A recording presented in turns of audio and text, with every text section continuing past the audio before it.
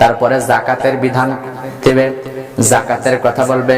আজ দেখুন তো বাংলাদেশ তথা সারা পৃথিবীতে জাকাতের পন্থা আছে, এখন জাকাত নাই। এখন জাকাতের মানে যমজ ভাই বের হচ্ছে, নাম কি? ইন্টারেস্ট। জানেন না? সুদ, ইন্টারেস্ট।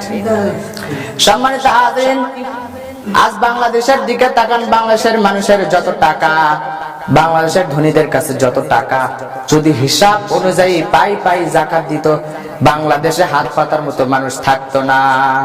থাকতো? বাংলাদেশে কোথায় টাকা আছে আমরাও জানি না। যাই হোক, ওইদিকে না যাই। আল্লাহ পাক বলতেছেন ওই নেতা প্রতিষ্ঠিত হওয়ার পর দ্বিতীয়ত জাকাতের কথা বলবে। এখন নেতার কাছে কেউ যদি ধারের জন্য টাকা চায়, ধার নিতে চায় না অনেকে, এলাকায় যারা প্রভাবশালী আছে তাদের কাছে কেউ যদি ধারের জন্য যায়, বিপদে পড়লে তখন বলে যে আমার কাছে টাকা না। কিন্তু একজন গরিব যদি ধার নিতে যায়, তাহলে সে ধার পর্যন্ত, ধার তো মনে করেন কিছুদিনের জন্য, আজ আমি দিলাম কাল আমি পাবো, কিন্তু জাকাত তো তা না। জাকাত কি তাই? জাকাত দিলাম সেটার আর কোনো হিসাব নাই। তাহলে যে ধারই দেয় না সে জাকাত কিভাবে দেবে? এরকম নেতা এলাকায় আছে। সম্মানিত হাজিরিন, আসুন পরবর্তী দিকে যাই।